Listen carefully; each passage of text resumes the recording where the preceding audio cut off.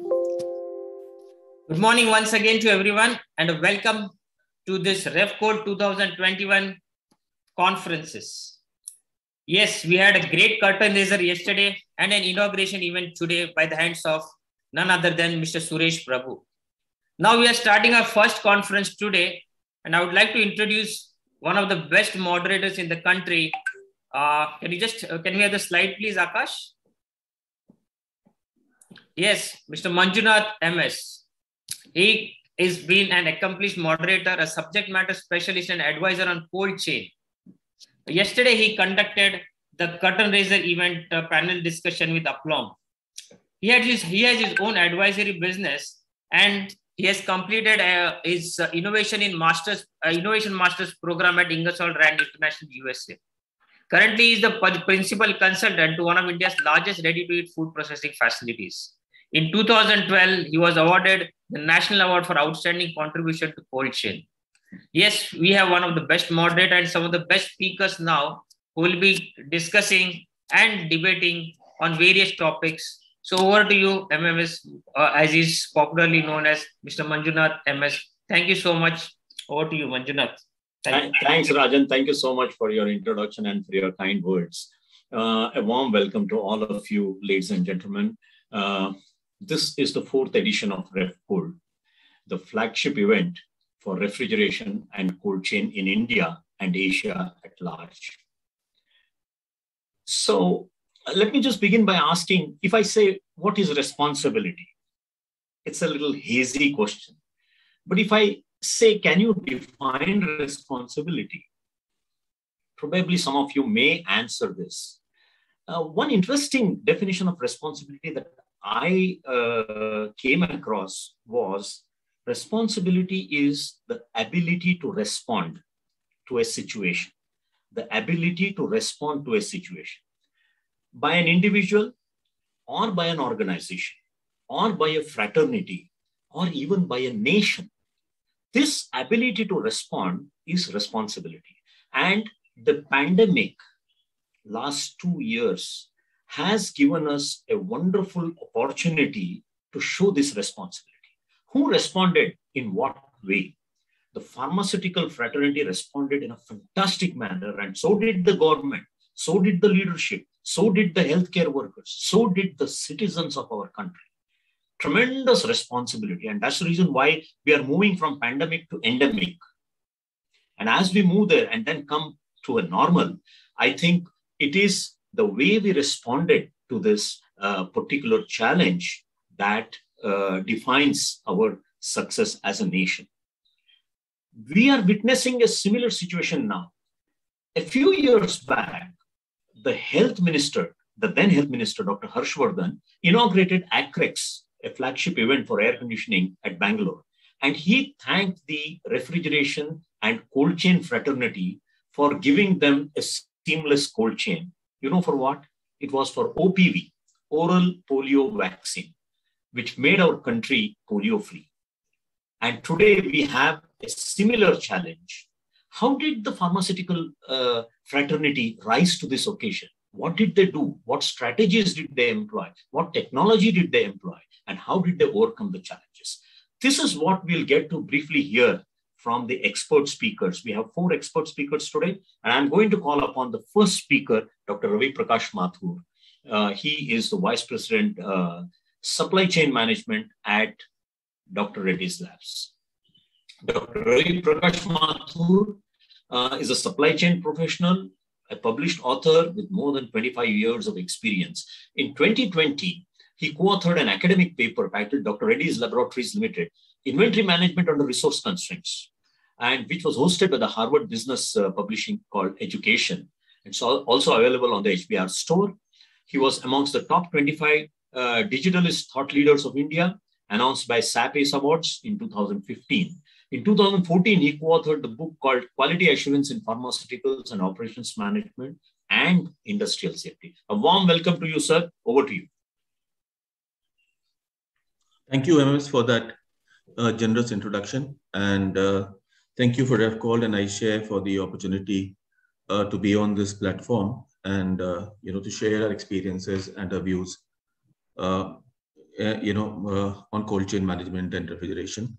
For this talk, I'll largely be drawing from our own experience in cold chain management, and specifically about what we had in the vaccine rollout for COVID-19. So I'll take the help of a few slides. I hope it's visible now. Are the slides visible? Okay. So I mean, we have a lot of we have many august speakers on the forum, and yesterday also we heard a lot of interesting discussions and conversations. So my talk, I will specifically want to focus on creating a complete network or a system for cold chain for distribution, and not just focus specifically on any particular type of solution or any particular part of the network, but just starting with some fun slide. If you just go back and look into go back in history and look at how the cold chain has evolved. It started with trucks carrying perishable food, normally with air cooling units and with ice. And from there, now we are talking about a cold chain system that is compliant to not one but many quality standards, that is of international standards, and which is compatible across multiple multiple layers of the supply chain. So it has been quite a journey. And first, to set up a cold chain system, I think what we need to anchor the entire design or the entire approach has to be around quality. Okay. And in terms of quality, when it comes to cold chain, you have to look at all the elements that go into it. So, for example, if you have to set up an end-to-end cold chain, so one of the most important things you have to start thinking about is the warehouse storage. So then the next question would come to anybody's mind is, what is the quality standard that one has to refer to when one has to set up a warehouse storage for cold chain? So there you have WHO Technical Report Series 908 and 961. Similarly, when it comes to road transport, the same set of standards does not apply. There you might have to refer to ISO 23412. For air transport, IATA has come out with some very specific and very crisp guidelines for vaccine and pharmaceutical logistic and distribution, which they further defined when the COVID-19 vaccine started moving. For sea transport, of course, ISO 6346 has been there as a standard for a very long time. And then, of course, you have the European Union Good Distribution Practices, WHO Annexure 5, US Pharmacopoeia 1079 and 1083, which are very old and people are aware of. Now, when it comes to vaccine distribution, particularly, we also have to get into the equation the standards for freezers. And here, what we found is that globally, there are two standards which are available. One is, of course, the European Union 2017-745, and then there is the other medical device directive of 93/42 of EC. And the other one is the FDA 21 CFR. I'd like to spend a minute and talk about, say, since this particular conference is also about refrigeration, many a times what we have observed is when people are saying we are CFR compliant or we are EEC compliant, people are not really talking about the same thing. And for somebody who's trying to set up a cold chain distribution network, you have to check what reference standards you are actually talking about. For example, EEC would have many standards, maybe tens or hundreds. But somebody simply comes to you and says, I am EEC compliant. It is better to get into the detail what compliance certification is he talking about. If somebody is talking about any quality standard, is he talking about performance of that refrigerator, or is he talking about an electrical safety? Is he talking about radiation safety, or maybe just a quality system for manufacturing? So just because somebody comes and tells you that he has a quality standard, it does not mean he's talking about the performance standard of that particular machine. So when you set up an end-to-end international cold chain, you have to comply to all of these, the WHO standards for warehousing, for road transport, for air transport, for sea transport. Be very mindful about making each and every part of your supply chain compliant. That was one learning for us, and this is how our quality systems are set up internally here in Dr. Reddy's. Okay, so this is a visual of what I just explained in the last slide.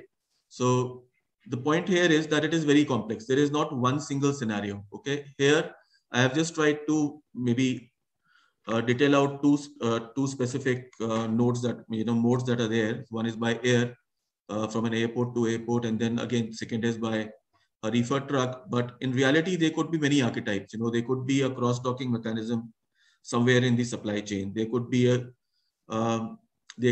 mix of sea and road. There could be a mix of air and road.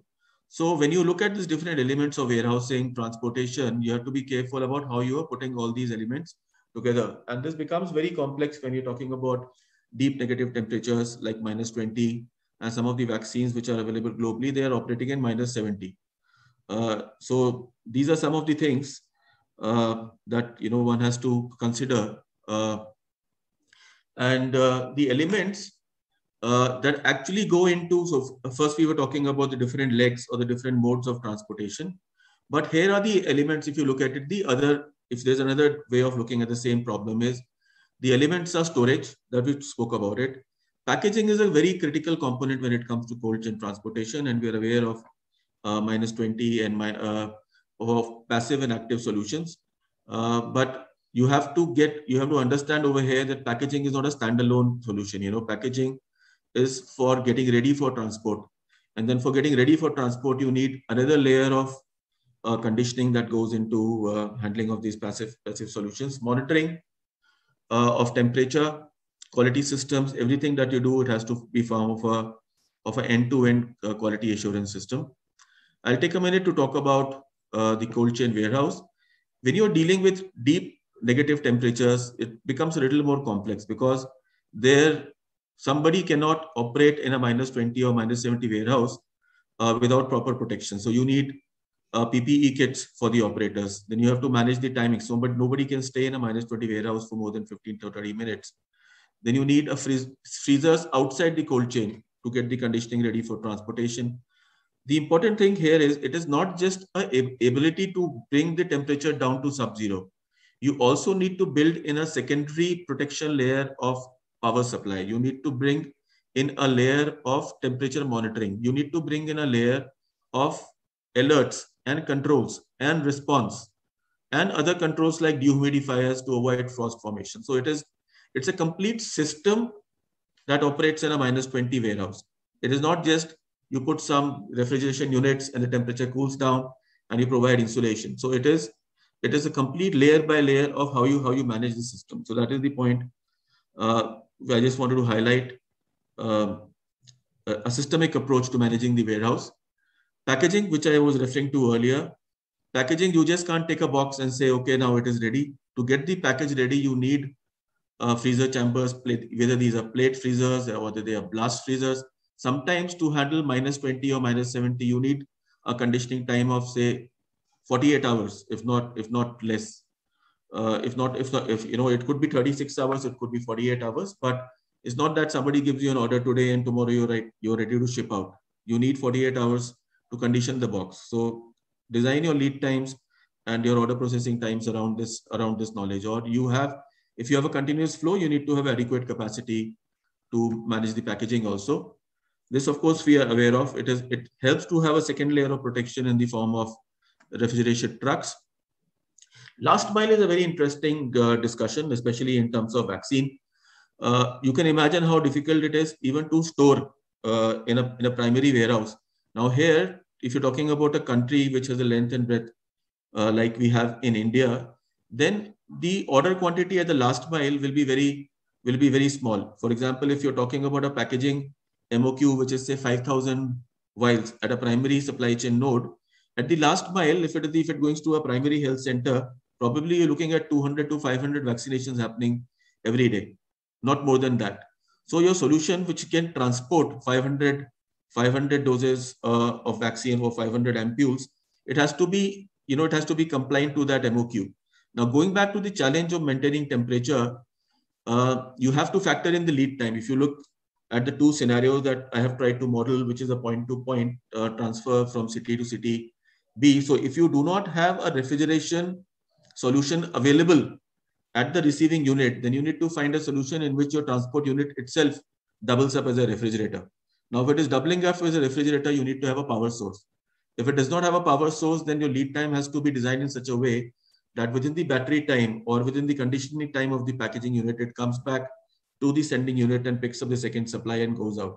So these are certain design discussions, pickup of empty freezer from distribution chain, or, just moving the vaccines from one freezer to another freezer. So when you put it all together, primary warehouse to a regional warehouse to a primary health center, it is not just one solution that is available and it will work for all the scenarios. There are multiple supply chain nodes, there are multiple flows. So you have to think all through it, and then reverse logistics becomes a very important part, not only for the container, it becomes a very important aspect only for the data loggers. So we have to be aware of what solutions are available and how we deploy that. This is what I just talked about earlier. There are certain freezers which are available. You can put into an SUV, either put a battery along with it, and surprisingly, there are technologies available which can work with a battery and maintain those temperatures, or they can be plugged into the power source of the SUV. Now, mind you, this I'm talking about is for very tight controlled cold chains or sub-zero temperature control chains. You might think that why do you require all this complexity? Why don't we just put some dry ice?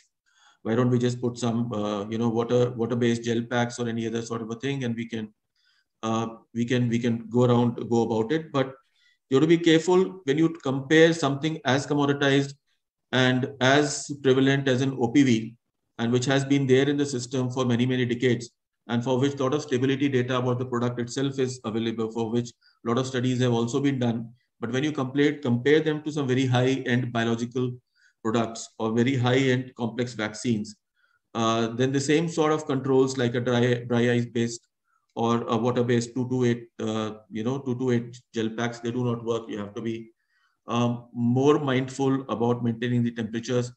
The time out of air, Dr. Mathur, another 2 minutes. Another 2 minutes. Yeah. That's also my last slide. So one has to design. One has to be very careful about your particular product that you are trying to handle. If it can handle excursions for a long period of time, fair and well and good.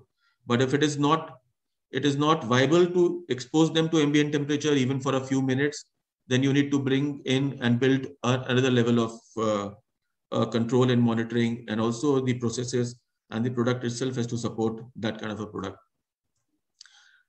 So at the end, I would say that you need to put a digital layer of system where you have sensors or you have barcode that have to be coupled up with gateways which travel with the shipment, or those gateways which are there in your warehouses. And then the data goes into the cloud, and then you have the challenge of syncing the data and sending the data, GPS-based location sensing, GPS fencing, all of it, all synchronized and configured in a way that you're getting a complete visibility in real time for your product end to end from the supply chain. So that was the design. And basically, you have to have this layer of quality system, which is a detailed SOP has to be prepared for every activity. Training has to be given, validation. We cannot emphasize it enough. Validation has to be done for every component. Do a risk assessment for every lane that you are trying to move into.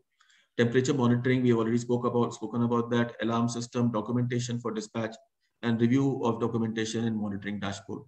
So cold chain is not a standalone single solution for every every node. It has all to be stitched together, multiple processes, multiple solutions, multiple products, all into a single layer of quality assurance. That is the approach we have taken here to set up a cold chain system. Thank you for the opportunity for sharing our experience with this August forum. Thank you, MMS, and back to you. Thank you so much, Dr. Mathur. A wonderful talk, and I think it was so crisp and beautiful. what I liked most from your slide was the quality standards for element of cold chain. This is something which is a big contribution from you to the refrigeration fraternity. So we really thank you for that. That's a wonderful piece of that slide which you put up was really absolutely very, very valuable. Second thing you spoke about was the reverse logistics. In fact, in 2010, I had written a paper on vaccines where we actually transport vaccines from cities to the rural outreach in a 2 to 8 degrees refrigerated transport. And on the way back, we bring in horticulture produce from the villages to the city markets. That was a model that I had developed for the government of India. And I had suggested a national grid to be developed, a national cold chain grid to be developed. This was way back in 2010, just as a part of my innovation exercises. So I was reminded of that. I had presented that paper to the Planning Commission. At that time, there was a Planning Commission. Now we have Niti Aayog. But thanks a lot for your wonderful slides. And I would now like to invite Mr. Sanjit Singh Lamba. Mr. Sanjit Singh Lamba, he is going to speak on the challenges of cold supply chain. He is the CEO of Valence Labs, achievement-driven professional, has a great cross-functional experience in diverse functions with over 32 years of proficiency in the pharmaceutical industry.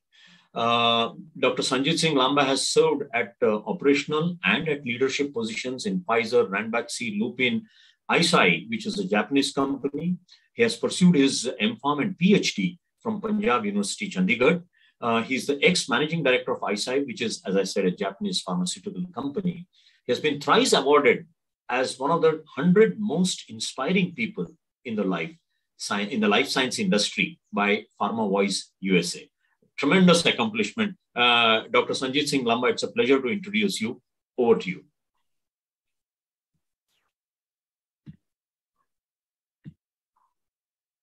Thank you very much. Manjunath, it was very interesting talk. And thanks for an introduction. It's really a great opportunity for me.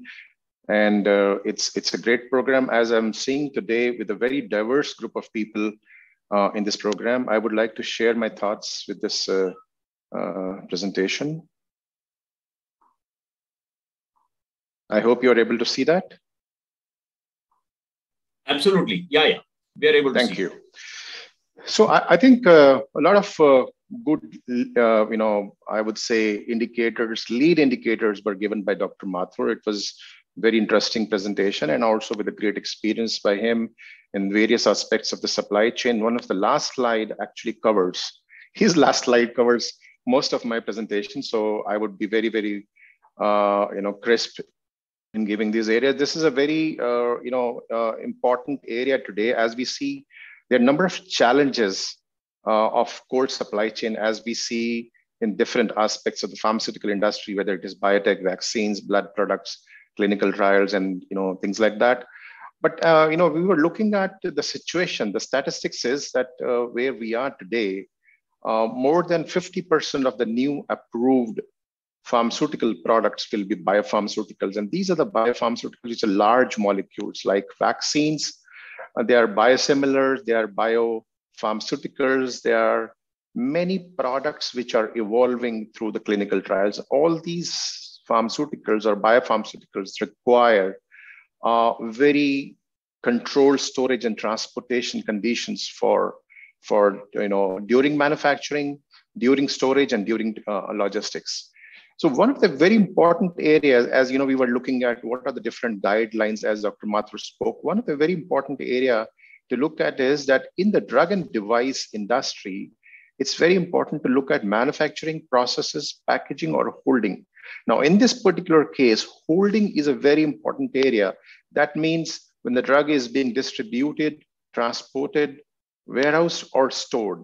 And that's the reason it must comply with the current good manufacturing practices. There are a number of regulations. One of the regulations from the US is 21 CFR Part 205, but then WHO guideline Annex 5 gives various recommendations which are universal in nature and also encompasses all the other guidelines which we see from the US Pharmacopoeia or PDA or FDA or EU GMP guidelines or Health Canada or WHO and ISO.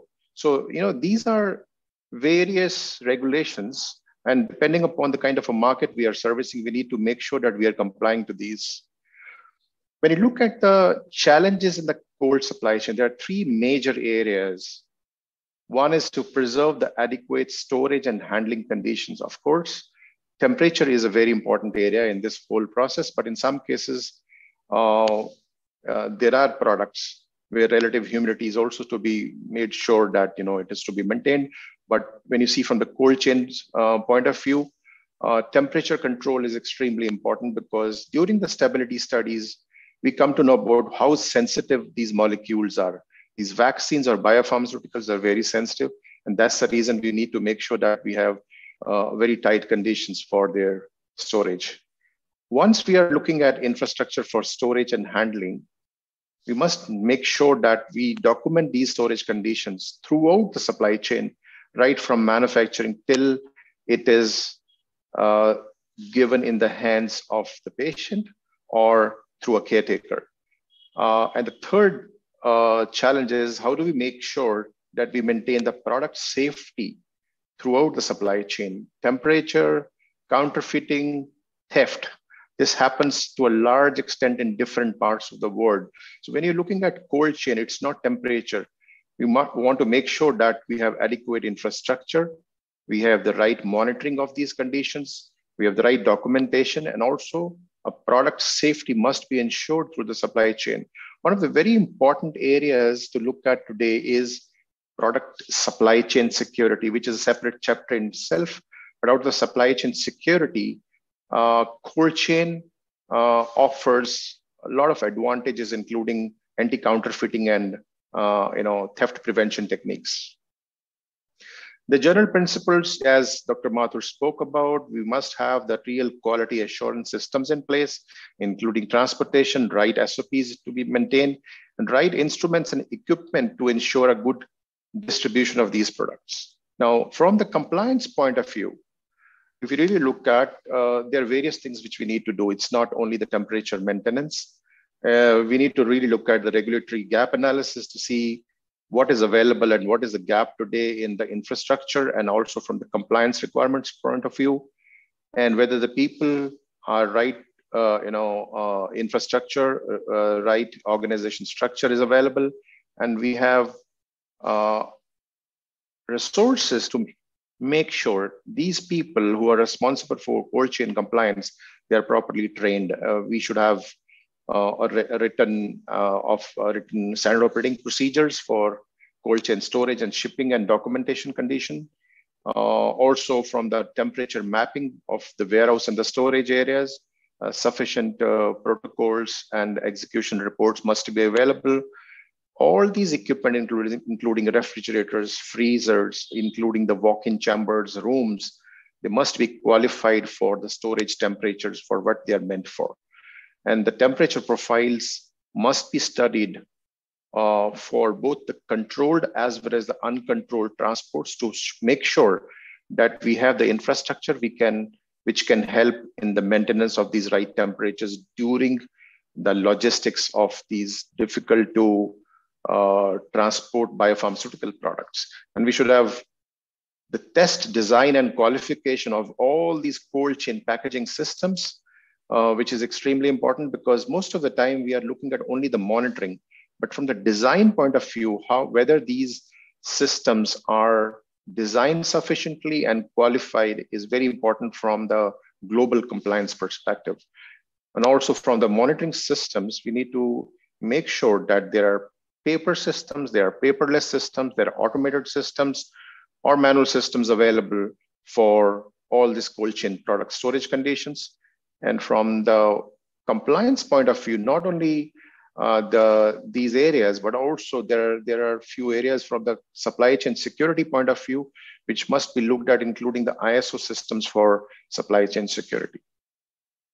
I won't go into details, but we look at when the regulatory gap analysis, human resources, procedures, documentation, warehousing, shipping and packaging methods, quality agreements. These are the areas where the gap analysis need to be looked at to make sure that we have everything available for the cold chain compliance. And if you really look at from compliance perspective, what we are looking at is from the facilities point of view, we have adequate infrastructure. We have protected, secured receiving and shipping areas. And for in-transit, maintaining at appropriate storage conditions. There are sufficient mapping studies done. There are sufficiently systems which are available for monitoring of these areas with proper alarm systems in place. And then remote monitoring in most of the cases become very important today, because we are working in a situation, especially in a pandemic and endemic conditions. We are mostly remote monitoring of these logistic chains, and sufficient automated systems are available these days to make sure that we have adequate, not only compliance, but the remote monitoring and the documentation available remotely for ensuring this. The people, from the people point of view, they are properly trained.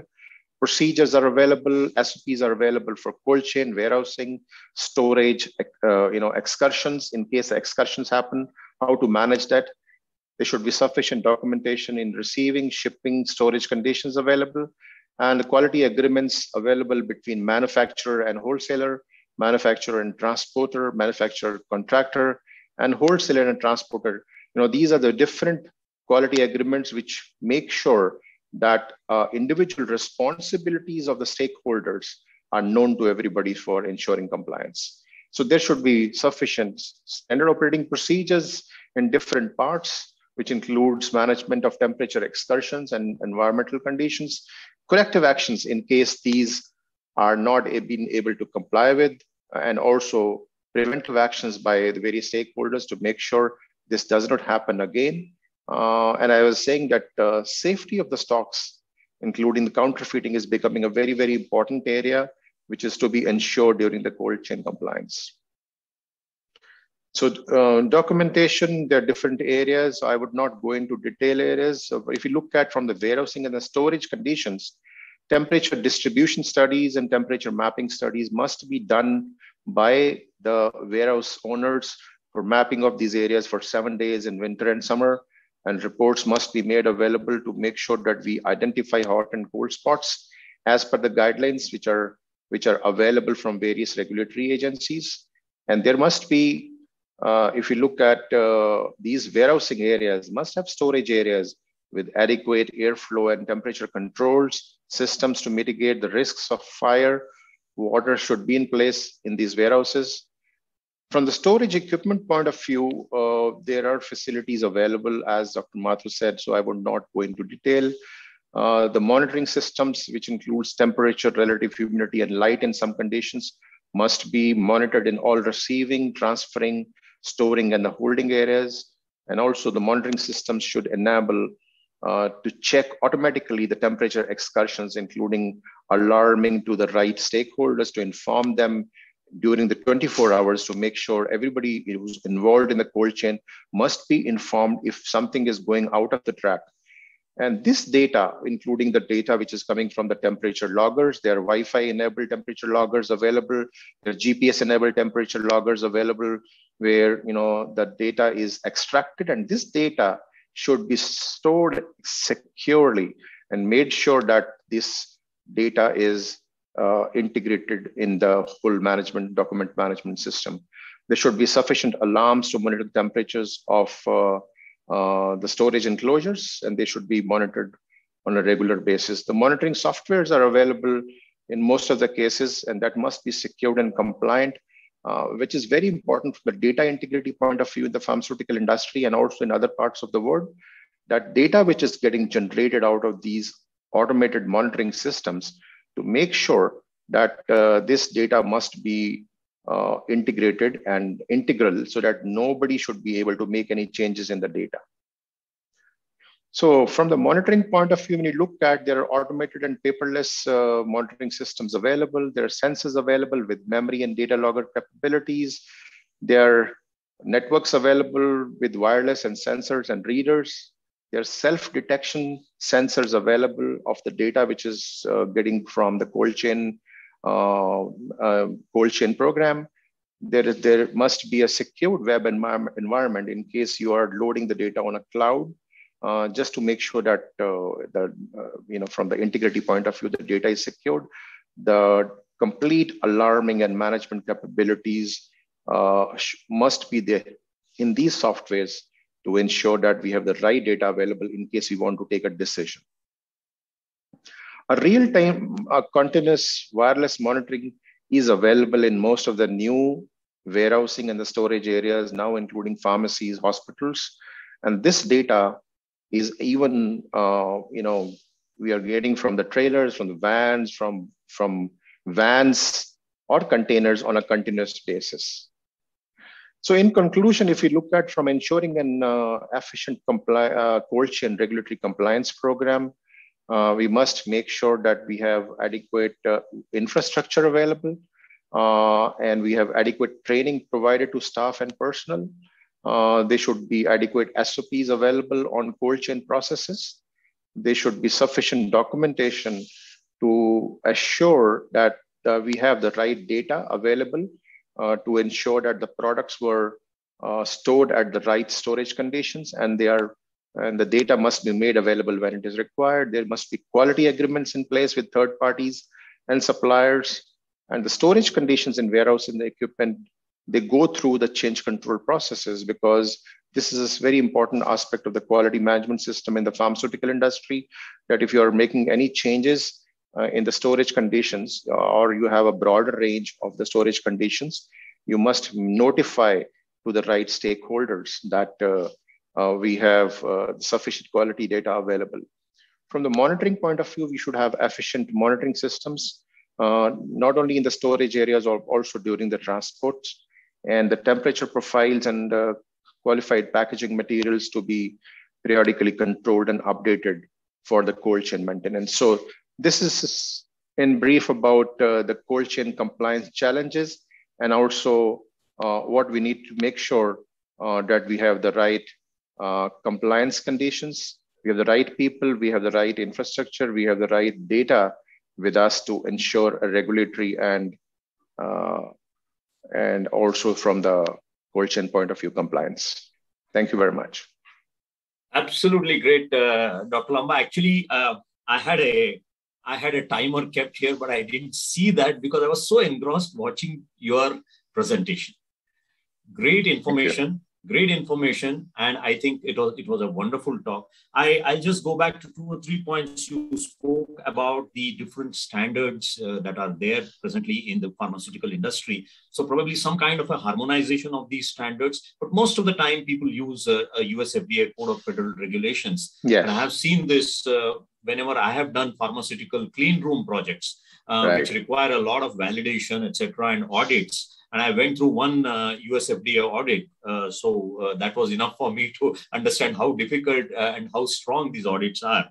Right. Recently, a year back, I did a study on measurement and digital monitoring of cold chains. The largest requirement of IoT-driven monitoring has come from the pharmaceutical side. So yes, we did a market study for 6 segments. One of them was pharmaceuticals, rest were dairy and others. And we found that pharma has got the highest requirement and the largest amount of acceptance for a IoT-driven digital monitoring system. So that is one thing which I wanted. Another thing that I found was that as a part of this cold chain, a good loading practice on transportation is very critical for having the right air movement. And most of the times these get missed. In one of the audits that I was called, we asked a vehicle to open the doors, and we found that I could not even put my visiting card on the top.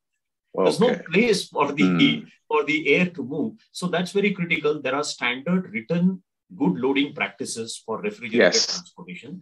I think those also can be brought in.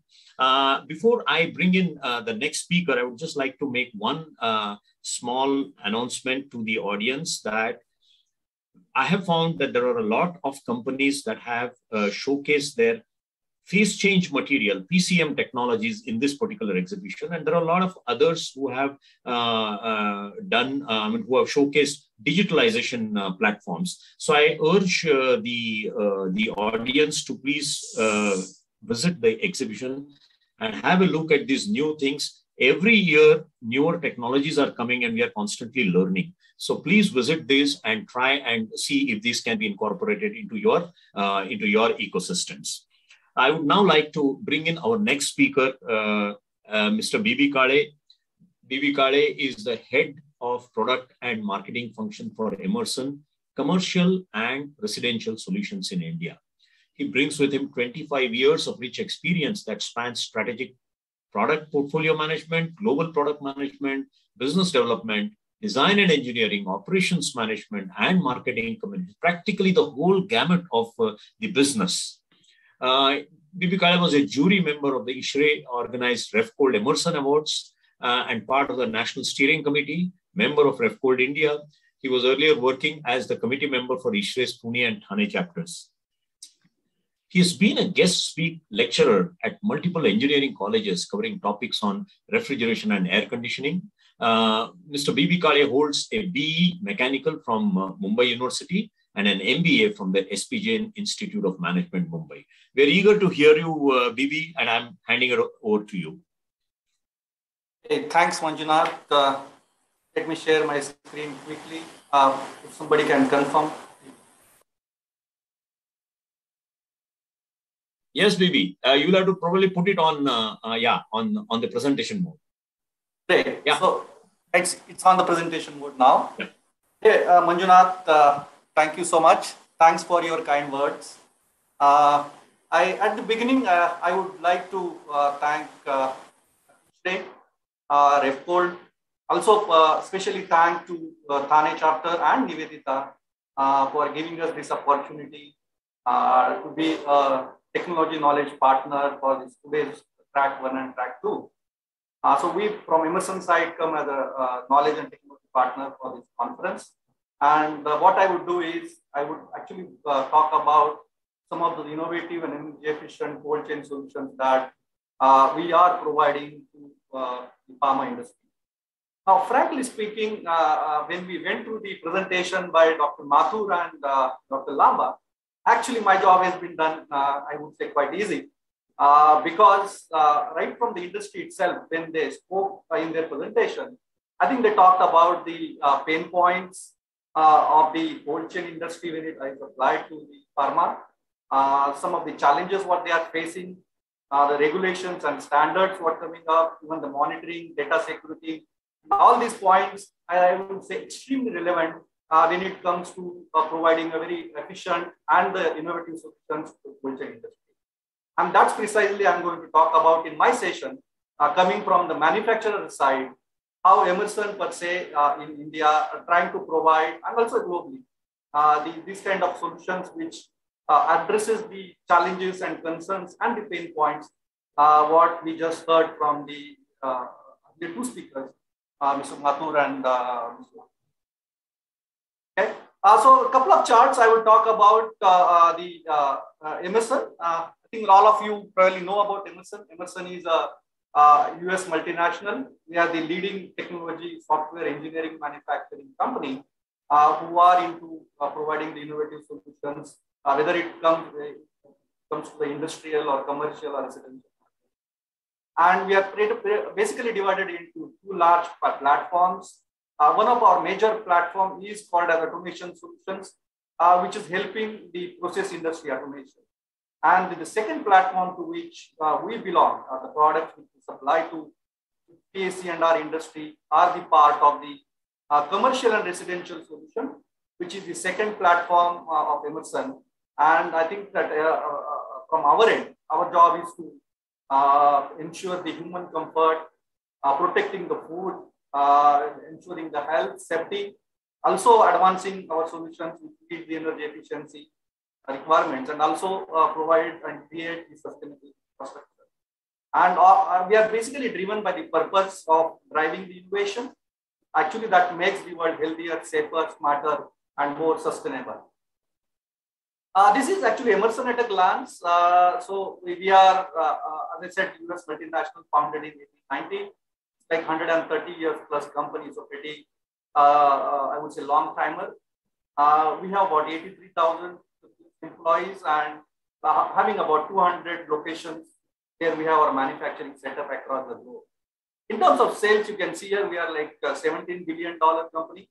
And a couple of points where I would like to draw your attention is the kind of number where we have put here, particularly on the innovation side, the number of patents we hold around like 21,000 plus patents on various products and solutions that we provide. And we are the 176 Fortune 500. So this is very briefly about Emerson, and then quickly moving on, talking about the commercial residential I was talking about, where we are trying to transform the way people live and work globally through the products and solutions which we provide for the HVAC and our industry. And you can see here the industries we serve, right from the residential, commercial, energy and utilities, facility management, food services, food retail. I think those are the things we'll be talking today and tomorrow. And also the segments and the industries come from healthcare, life science, and also the transport. And what you see on the right-hand side are some of our top brands. Many of you would have come across the brand called Copeland. Actually, we are celebrating our 100th anniversary of Copeland. So I would say a long time. The Copeland is known for its pioneered Refcold technology. And when it comes to the refrigeration, we are also deploying some of the very innovative energy efficient products, even in the refrigeration side also. We have other products, product brands like Lunity, Sensi, and even a product brand you would have come across like Incinerator. These are the food-based disposer, and also we have a lot of tool products which are used for when it comes to automation. That's coming from our brand called Rinley, Rigid, and Cloudtech. You have come across brands. This is the kind of I would say basket of products what we supply in HVAC and R. Very briefly, when we look at any city, overall view, take of the city, whether you talk about a commercial building or you talk about a residential apartment, you talk about a supermarket, you talk about a metro, you talk about a bus, across all those, I would say, locations, or even the factories, you will find that Emerson products are very widely getting deployed when it comes to air conditioning, or when it comes to heating, cold chain, and some of the automation products which I was just mentioning. So in a nutshell, we are talking about the product line, which is very widely used across the industry for multiple applications for many. This is the, I would say, the footprint of Emerson in India. We have a headquarters in Pune. We have a global engineering center in Karad. This is the design and engineering center, which we call the Center of Excellence. It actually designs the product by using Indian engineers and customized and designed for Indian climatic operating conditions. So these are the products designed by us and designed for India operating conditions and manufactured by us here in India. So we are basically for a long time making this product, designing and making this product. We also have a state-of-the-art manufacturing setup that's in Atit, which is like 200 kilometers away from Pune. We also have cold chain centers. We have a cold chain center in North, that's in Gurgaon.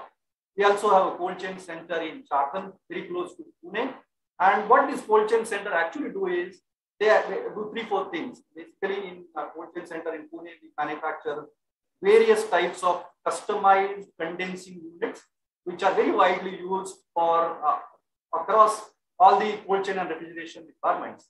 And we also have, I would say, well admired training and simulation center. I think few of you would have already visited it, where we conduct the training basically for all the cold chain related community. And we also have a very hands-on setup where we can do the simulations and train the people. We also have a service center where we do the what we call it as the RCA, root cause analysis, and then the TDA, tear down analysis. So any system related investigation we want to do it, we use this. And the last point which I would like to kind of spend a half a minute is this project and design services is a very, I would say, important part of the offering from some of our coaching centers. Because we know that the cold chain industry is bit fragmented, and every end application requires different set of temperature and humidity, other things. So we help the people who are wanting to set up the cold room with helping them to provide the overall design service, and these are all done free of cost. So anyone who would like to get into designing a cold room, modular cold room or a bigger cold room, they can approach some of our design teams. So they help basically to give the complete project report, which gives the selection, sizing, and with the kind of energy calculations, how much it is going to be in terms of the overall consumption and payback period, those kind of calculations. So overall in India, if you see, we also have these sales offices and across the major cities in the country. So we continue to build our capabilities. We are investing into infrastructure, and everything is being done in a way that we closer to our customers. And that's where, if you see, last 15-20 years time frame, we have become a very, very predominant name when it comes to providing a cold chain solution to this cold chain. I think we saw this similar chart coming from Dr. Mathur. What it says is, the overall, when we talk about the pharma industry, when the medicines or the vaccines are moving from manufacturers to patients, the whole supply chain is very, very complex. And it does require a very stringent temperature and tracking mechanism. I think this is what we have been hearing earlier also. And we'll talk about how some of the products which I'm going to come up with, we are precisely helping to address some of the points which are becoming a concern when it comes to handling the pharma products when they are supplied from the manufacturers to the patient. So these are some of the trends which are driving the cold chain evolution. I think the very important trend is, all of us know that the new refrigerants, which are basically the low global warming potential refrigerants, are getting more and more, I would say, popularity. Energy efficiency is definitely a very big trend. People are looking for lower cost of ownership, energy efficient kind of solutions. Temperature tracking, we heard, very, very critical to ensure the safety of the product being supplied. And some of the cyber security related threats which we have, when it, again, I think when it comes to pharma, this becomes even more critical. So overall, the regulations are driving the products which are getting developed for the cold chain industry. The industrial Internet of Things, IIoT, what we call it, is again becoming a very major part. Connectivity is important, and some of these safety-related regulations and standards which are coming, along with the artificial intelligence, what people are looking at to do more and more automation, driving the new technologies, and then a lot of new solutions we are working on are coming. The inputs are coming from some of the points, the trends which we are highlighting. These are the four, I would say, main technology pillars which enable the innovative solutions when it comes to the pharmaceutical industry requirements. And they are mainly the technology which can work on the modulation, because we know that the loads are quite changing. They go up and down. So we need to have a solution which precisely match the demand, and it saves the energy, and thereby giving us the best life cycle cost and give us the better return on investment. So many products, not only from Emerson, but also you'll see that a lot of manufacturers are working. So we do have a complete range, so we'll talk about it. The second point is India, as I mentioned before, is a tropical temperature country. And as these solutions are required to work at very, very low temperature, we're talking about temperatures lower than -20. The regular, I would say, the systems which are designed to handle that has to have something special, which we typically provide through this vapor injection kind of a technology used for temperature, and that actually saves energy. At the same time, it gives much better capacity at those very low temperatures. Because mind you, at a lower temperature, the capacity reduction is huge when it comes to, and also at the same time ensuring higher efficiency and making the system more reliable. Because maintaining temperature less than like -20, it really becomes very, I would say, hard application for any refrigeration system. And that's where some of these kind new technologies, which we call it as a vapor injection, helps very effectively to manage that. Third point, this came up in earlier presentation, that operations management is very, very important. And people are deploying intelligent, energy efficient energy management systems. And also the performance management is need to be done 24/7. And products should have those kind of steps. So I think this become another very important pillar. And at the end, I would say this is last but not the least, I think the efficiency and the compliance, mainly talking about the regulatory compliance with some of the new refrigerants which are getting deployed and used by other manufacturers outside India. So those things are very quickly. So the products has to have some of those new refrigerant, new technologies, which helps again on the sustainability. What you see on the right hand side is basically, I think till a few years before, many of us used to kind of focus on the initial cost. But now I would say that most of the end users, they look at not only the initial cost, they basically look at the overall life cycle cost, because we know that when it comes to the initial cost, it's probably only the tip of the iceberg. But there are a lot of hidden costs, and when we look at all of them, running cost becomes very important, maintenance cost, the labor cost, the cost of the refrigerant, and the cost of failure, all that. So the point what I'm trying to drive here is, with some of those new features, it actually helps the end customer to achieve, I would say, a faster return on investment when it comes to.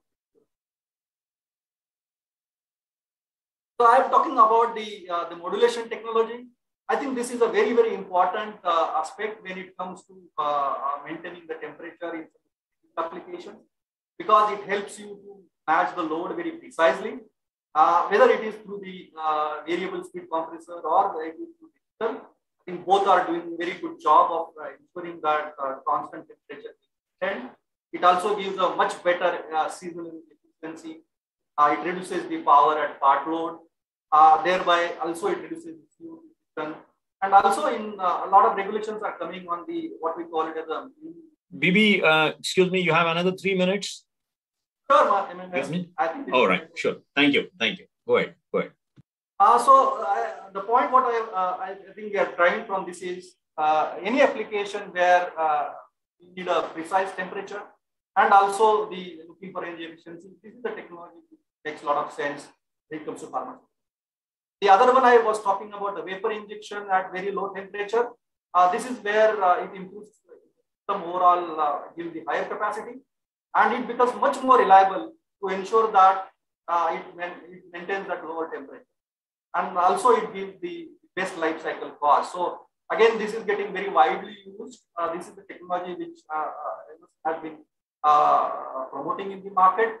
It gives the energy, basically the efficiency improvement almost like 20% and the capacity improvement almost like 40%. Monitoring, I think I will not spend much time. What we are talking about is the full range of products, whether it is monitoring of the facility or monitoring of the containers or monitoring of the cargoes. You see that all these products are available in the basket of the system and have been used by many, many customers, not only in India, but across the world. This is the last point which I want to put, mainly talking about the alternate refrigerant. I think most of the refrigeration applications are right now with either R134A or 404A, but they are slowly transitioning to HFO blends because the 404, you can see here on the chart, it's about 4,000 GWP high, and India has signed up to phase it down. So we have been working on the alternate refrigerants. And we do have, wherever you see a green check mark, it means that the Emerson products are available with those refrigerant. The 448 and 449 is providing a lot of, I would say, promise. These are HFO blends where the GWP is brought down by 65%. That means the 4,000 GWP is brought down to like 1,400 or even lesser, slightly lesser. And we again have the entire range where the condensing units are now designed with this 448. If you want to get more details, there are a lot of material available on Emerson website on this refrigerator. But the message what I'm driving is, in near term, the migration is happening from 4048 to 448 and 449. And I think as we move forward, then we will probably move to the lower refrigerant HFOs, which will be further lower than 7. So just to conclude, I think when it comes to pharma applications and the pain points which we spoke about, the imperatives for us from a solution provider standpoint is we need to promote this energy efficiency so that we have the best life cycle cost because of the technologies which I mentioned. New refrigerant, one good thing about this 449 is they are pretty drop-in type. So if somebody is using a 404, you can convert that system into 448 and 449. Again, there are guidelines available from that. The couple of other points is we need to somehow increase the awareness level. It came in earlier presentation. Because we may have one of the best technology available in the product, but if we are not able to maintain it properly, it becomes very difficult. And that's where we are saying that national service network becomes critical when it comes to handling some of these latest technologies in the marketplace. So I think this becomes very important. And then if some of you are more interested to get more details about just what I spoke about, you can visit the Emerson portal where all this information is available. We also have a virtual booth today, tomorrow. So I would request and encourage the participants to go and visit the booth. And some of the technologies which I mentioned here, you will be able to get more information on that. And if you want to download the product information, this is the barcode. One can actually just scan it and download all the refrigeration related products. So that's all from my side. Thank you so much, and over to you. Thank you so much, Bibi. What a wonderful presentation. I mean, probably a layman would also get to understand that there is so much that can be done in a cold chain, and especially when you use the right technology. What I liked about your thing was the slide on the tip of the iceberg. CapEx is just the tip of the iceberg, and not many people really realize that. If that was not the case, then big companies with better solutions would never have come. The fact that these internet global companies have come up with cutting edge technology is actually to address that huge mass that is below the iceberg. And that is where, you know, they can find the savings that can happen using cutting edge technology or using much better equipment. And you've shown that very well. What's the kind of savings that you get when you look at these technologies? That was wonderful. I would like to just now call in our last speaker, and then I will give some concluding remarks on what has gone through in the last 1 hour or so. One thing about, before I introduce Anand Narayan Swamy, I just wanted to say one thing about Emerson's presentation was about their investigative approach in terms of the root cause analysis. I have been to their center and I have seen what wonderful work they do at their center in Pune, the cold chain center in Pune. It's a great place to visit and get confidence that, you know, any of your problems related with refrigeration on the Freon side, they can be addressed out there. I liked your project design services, that kind of offering, which is really very good for people who want to have not just one facility, but who are looking at an enterprise facility. They should make use of this project design services. So with this, Bibi, thank you so much. And we move on to Anand Narayan Swamy. The next presenter is Mr. Anand Narayan Swamy. He's a partner at Cold Capital. His topic is cold chain in pharma. Friends, you may find a little bit of overlap between all the four speakers, but there are certain very special things that each speaker has spoken. At the end of this, I will conclude and I will tell you what are those key points. Anand Narayan Swamy, graduate mechanical engineer from the prestigious National Institute of Technology, Surat, class of 1998, is specialized in refrigeration and air conditioning. He has worked with very, very top-end brands like Thermo King, Pidilite, Rinac, Bitzer in India as well as overseas. Anand started a technical consultancy firm called Cold Capital, focusing on providing energy efficient, reliable and intelligent solutions to the cold chain industry. And then he diversified and started another company called Anvira Solutions in 2013 to focus on design build approach to cold chain projects. So over to you, Anand, for your presentation. Yeah. Thanks, MMS. And is my screen visible? Yes, Anand. Yes, Anand. It's visible. It is visible. Okay. But you put it in presentation mode. Yeah, right now. That's fine. Yeah, that's fine. Good afternoon, everyone. My co-speakers, MMS, the organizers, and the people who come to listen. Over the next 10 odd minutes, I would be trying to share whatever I can within the limited time about what cold chain is in pharma. Actually, we heard from both Dr. Mathur and Dr. Lamba about cold chain from the user perspective, and from Mr. Carde from an OEM perspective. Now, what I would like to share is more on the solution building, as well as to some extent the contracting, the actual building side of cold chain. Okay, what is cold chain in pharma? It is basically the concurrent control of temperature, relative humidity, air quality, and air quantity. Now, if you have a good control over all these four parameters at the same time, then you will achieve what is called an ideal cold chain infrastructure. Now, having said that, the principal focus always remains on temperature, because that is what probably is the most important parameter. Now, cold chain in pharma actually is categorized into three main temperature segments. The first segment, which we call it as cool, wherein we try to maintain ambience slightly lower than air conditioning. I would say anywhere between 15 and 25 degrees C. The second zone is, 15 to 25 is today probably 70 to 80% of the pharmaceutical requirement in terms of temperature. The second zone is a 2 to 8, which we ideally call as cold or chill, wherein most of your vaccines, your insulins, etc., are stored. The third zone, which is, as Mr. Carde said, the most difficult zone, is the frozen zone, which is anywhere between -10 and -25. I am not venturing into cryogenics, where we talk about -50, -60. -10 to -25 is called the frozen zone, where we use these cold stores for example, freezing of, say, phase change materials, or some specialty product storage.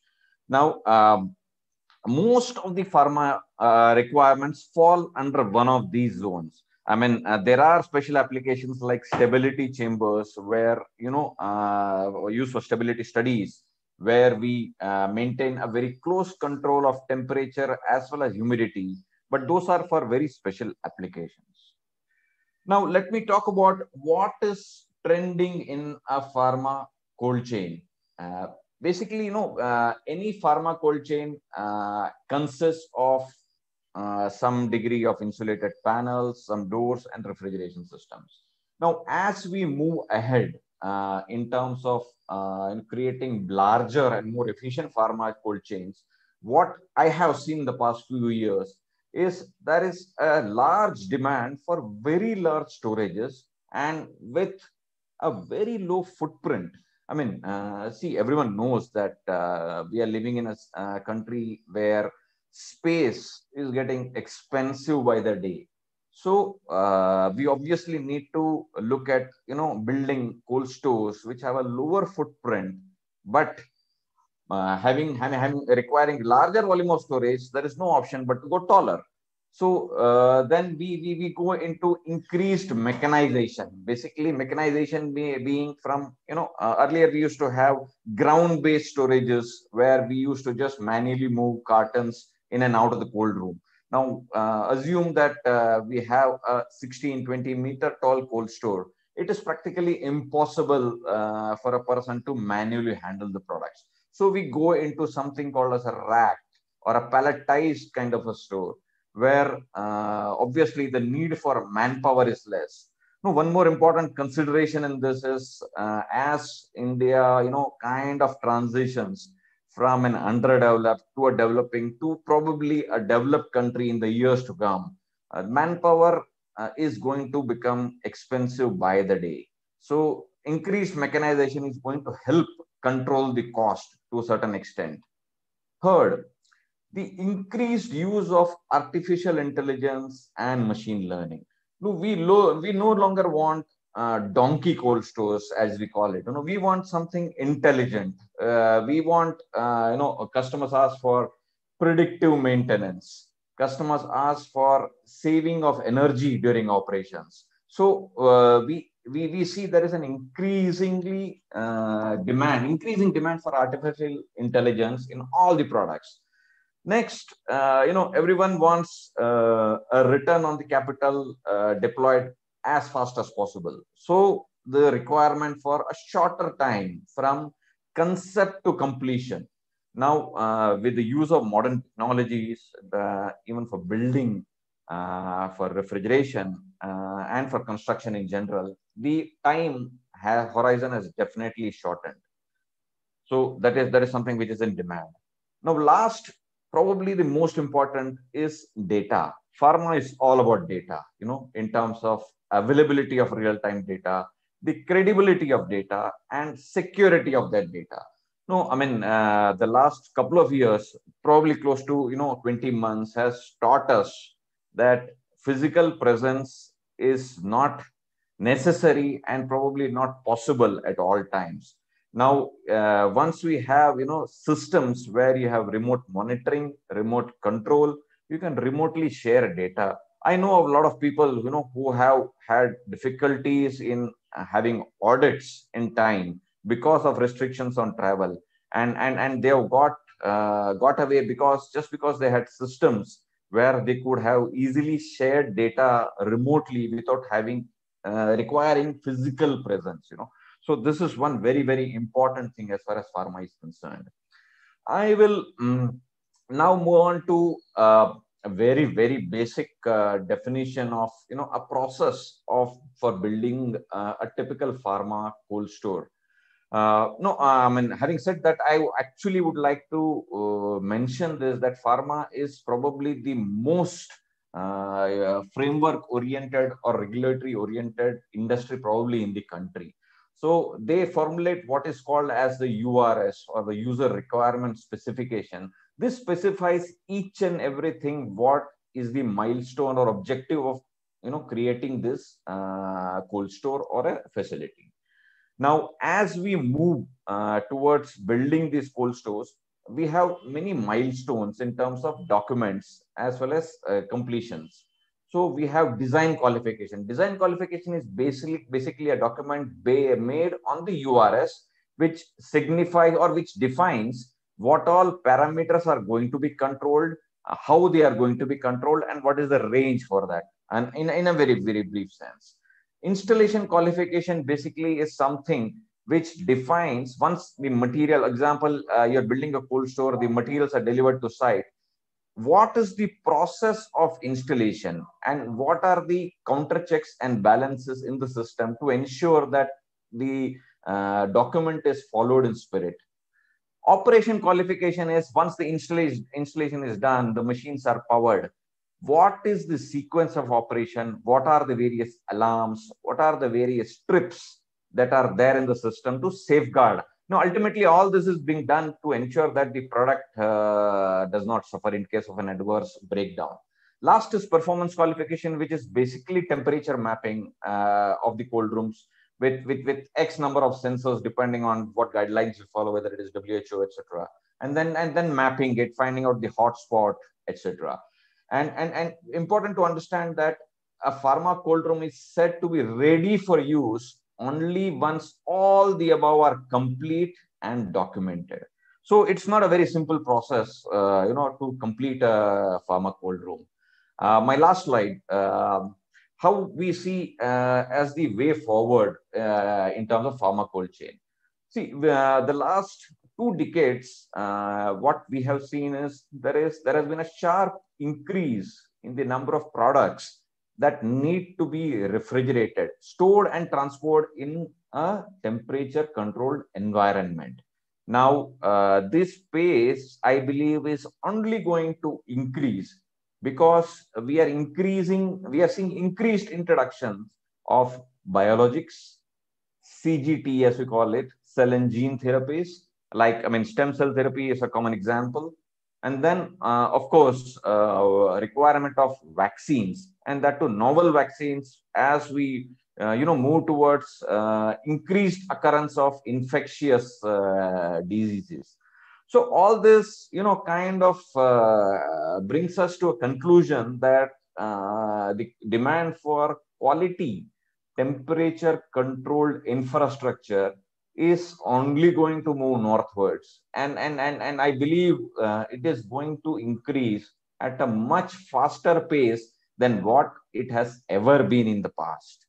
So that's it. That is what I think I would like to share within the time given today. And thank you everyone for your patience. Thank you so much, Anand. It was a great talk, very short, but then pretty informative. A lot of interesting things that you brought across to the table. And I think I really thank you for giving us a very good, synopsis of the cold chain for pharma.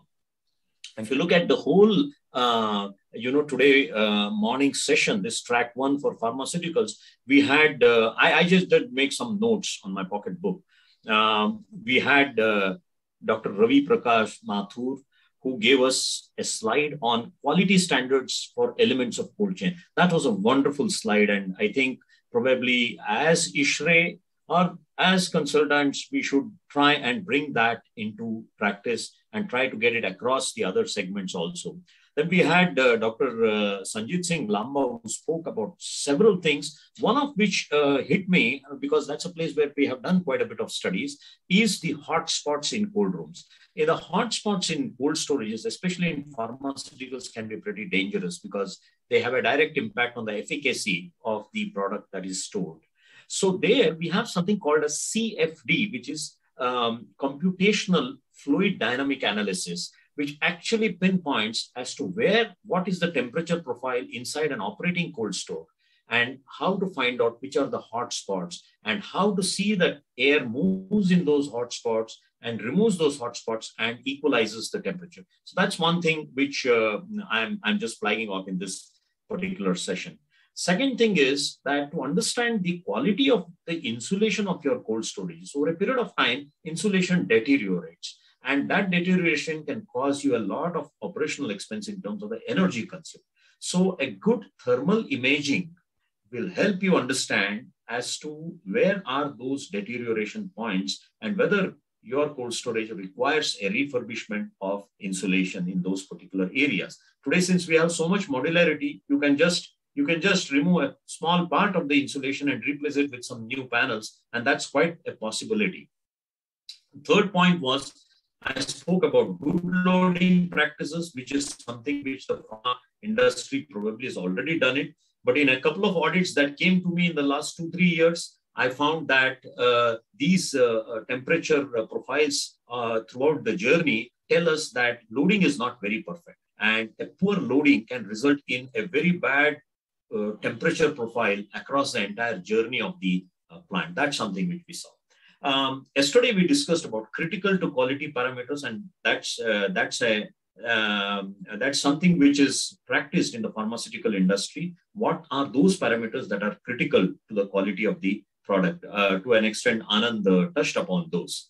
Bibi Carde spoke about the services that are offered by Emerson, and there is so much innovation that they are doing, and they're continuing to innovate, especially in the areas of bringing down the GWP, the refrigerant part. One thing which I wanted to ask, anybody else probably on this forum can talk about it. You spoke about CO2, you spoke about ammonia, that's R717, you spoke about propane, R290, and then the HFOs. Does this choice of refrigerant give you any marks on a lead evaluation? My experience has not been very good. There has not been any marks given by lead for the change of refrigerant on a sustainable basis. So I do not know whether that falls under the energy efficiency program or it falls under sustainability. But if there is any incentive to do this, then probably, the migration towards low GWP can be faster. And finally, predictive maintenance, as Anand mentioned, is now an in thing. Apart from industrial IoT, predictive maintenance is going to be the order of the day in the next couple of years, because when you have predictive maintenance, statistics have proved that predictive maintenance, a good predictive maintenance program, can actually offer you something like about 70% reduction in operational expenses. Downtime itself is so huge in the process industry. In a pharma industry, in a process industry, downtime of a particular equipment can be absolutely extremely expensive, very expensive. So a predictive maintenance can actually, tell you how soon a particular system, a particular refrigeration system or a component is likely to give way, is likely to fail. And then in an off time, you can actually replace it a little earlier than it actually fails. The automotive industry has done a lot of work on predictive maintenance. That's the reason why you get those cycles of servicing. You just pass that cycle and you're sure that something, a spark plug or something like that, is likely to fail, even the batteries for that matter. So something like that needs to be done in the refrigeration industry also. Probably some companies are trying to do it. Maybe Emerson is doing it. I do not know. But then that's the way forward. So with this, I think we close this session. If there are any questions, any more comments, we have a couple of minutes more left, maybe another 5 minutes or so, 5 to 10 minutes, 5 minutes. Well, 5 minutes left for the closure of this program. So the floor is open. Anybody would like to say something, ask some questions. We got some questions saying whether the conference can be accessed anytime or can it be attended live only. Please let us know. So I think very shortly, probably the organizers of the conference will try and take permission from these speakers, because we need speakers' permissions to host the presentations. So probably that process will happen. And once that happens, then I think it will be taken forward. So over to you, Rajan. I think we are through with the deliberations. Thank you, MMS, and thank you all the panelists. I think it was a wonderful discussion. A lot of takeaways. Once again, thank Bibi Carde and Emerson for being the sponsor for this particular, I would say, conference. Thank you so much, and kind of really appreciate your gesture. Thank you, Mr. Anand, Dr. Lamba, and Dr. Ravi has left. And as usual, MMS with aplomb conducted this entire panel discussion. Thank you so much for being the host today as well as yesterday. So to all the delegates who are there, we'll come back at 1:30 again. So maybe by the time you have this break, you can actually visit all the exhibitor stalls, get the information, and then in case there are some challenges or queries or some other information you want, our volunteers are there on the platform. Most of the numbers are also shared. So anything that you all want, kindly feel free to get connected with us. So thank you so much, and we sign off from here now. Thank you, everybody. Thanks a lot. Thanks, Sajad.